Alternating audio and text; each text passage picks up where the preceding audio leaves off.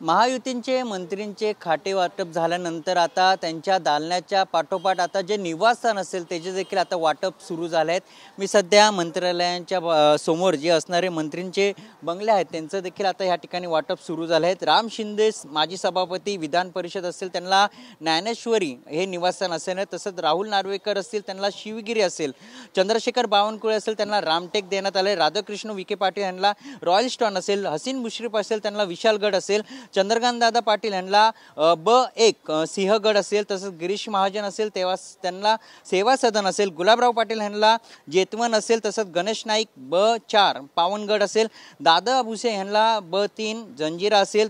संजय राठोड असेल त्यांना शिवनेरी, धनंजय मुंडे यांना सातपुडा,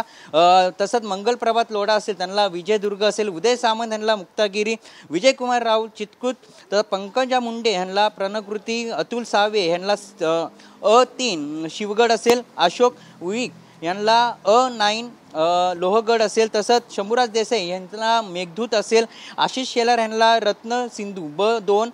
तसंच दत्तात्रय भरणे यांना ब6 सिद्धगड, आदित्य तटकरे यांना असेल त्यांना अ5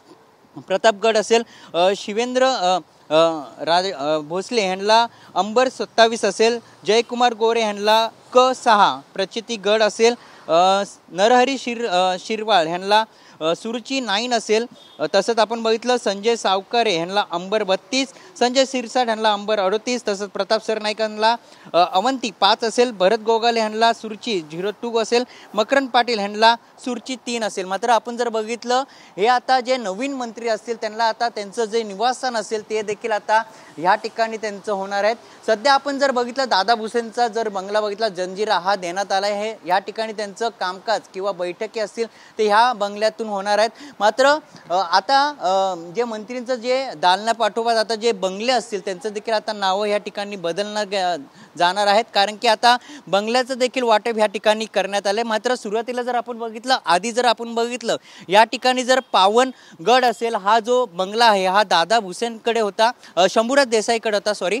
पावनगड हा पहिला सुरुवातीला शंभूराज देसाईकडे होता, आता मात्र तो देखील आता बदलला जाणार आहे। आणि आपण बघितलं की अनेक आता मंत्रींचे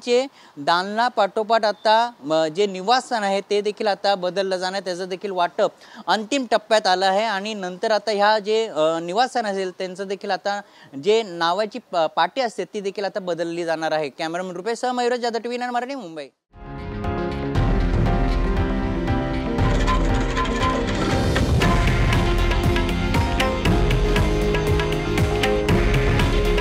हे आहे देशातील नंबर 1 न्यूज नेटवर्क